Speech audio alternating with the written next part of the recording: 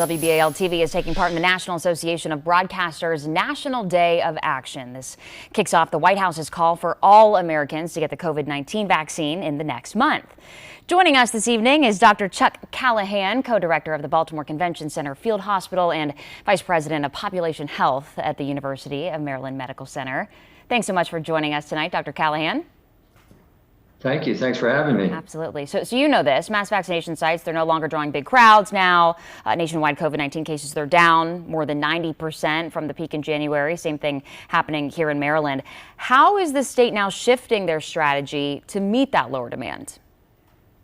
Well, I think that the citizens of Baltimore, the residents of Baltimore should be really proud at the work we've done over the past year to really drive the disease down.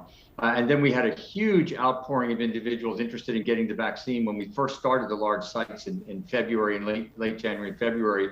And I think we've seen the people that were able and willing to get to the sites have been vaccinated.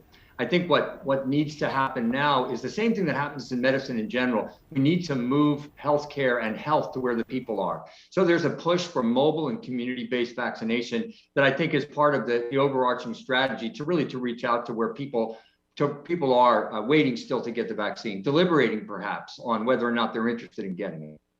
And you're talking about people deliberating, possibly getting the vaccine. They have some hesitations. Who else is the state targeting doing this type of community outreach?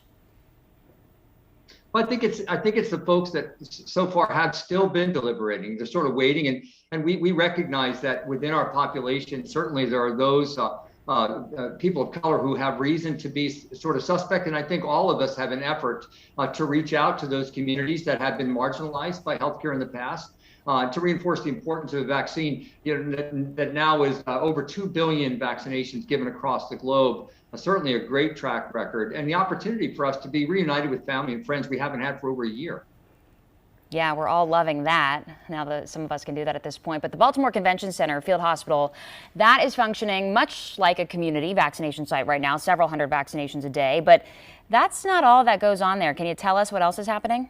Absolutely. It's been our privilege to be there for almost 15 months. We provide direct care for patients with COVID. Those who have COVID but are still not in the hospital, there's antibody infusions that are available. We've been testing and vaccinating there for almost a year for the testing.